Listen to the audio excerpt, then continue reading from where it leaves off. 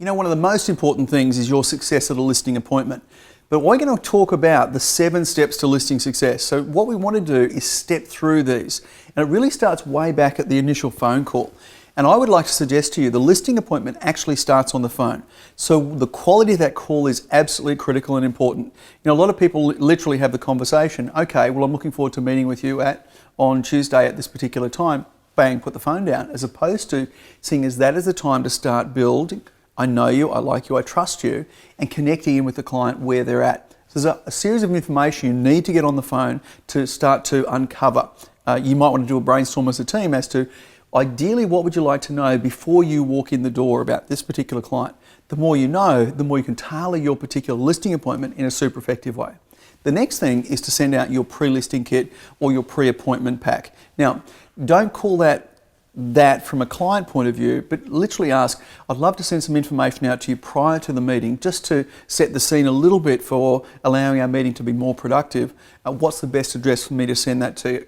The reason you'd ask that is sometimes people would prefer to go to the office, some people would prefer to actually go to their home address. So find out the best location to send that to. And by the way, there are a lot of clients who will get that out to their clients within an hour of that particular phone call. It shows performance, it shows professionalism, it shows responsiveness well and truly. And then what we want to do is make sure we do great research and preparation.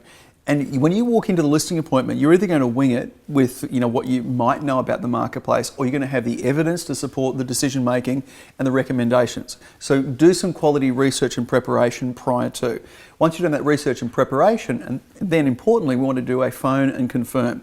This is a quick call, just to making sure we're confirming the meeting this afternoon. Don't say, are we still meeting this afternoon? You'd say, I'm looking forward to our meeting this afternoon. You might do a drive-by and say, send a quick text. I've just had a look at your property, really excited and really about the opportunity of helping you with your move, but it's a confirmation of the appointment. And then you actually have the listing appointment itself. And we know that is showtime. That is the time where you want to make sure that you have the most compelling case to be able to improve your results and, importantly, make it easy for the client to choose you. Now, let's look at it. If you had done a great job on the initial phone call, you've sent the pre-listing kit through, you've done some great research and preparation, maybe you've called during the research and preparation as well, you've phoned and confirmed the appointment, you're now at the listing appointment.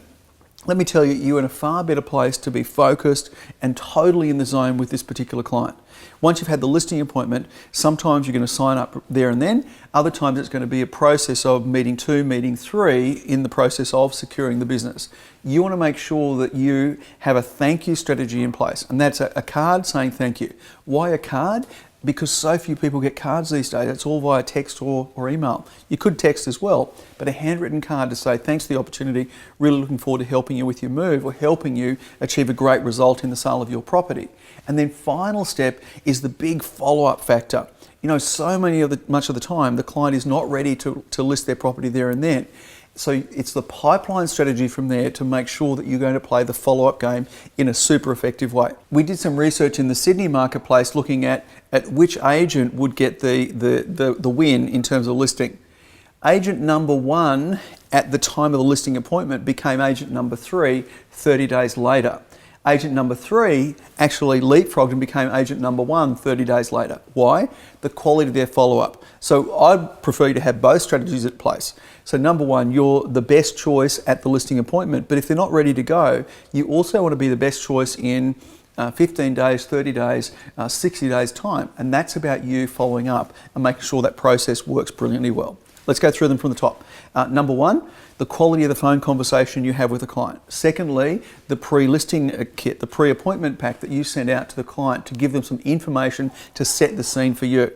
From there, the research and preparation. So you're totally up to date with what's happening. Your phone call and your confirmation, the listing appointment itself and climbing the listing mountain, and then making sure that you say thank you to the client. And then from there, ensuring we follow up. The big follow-up factor to ensure that we can get that business across the line.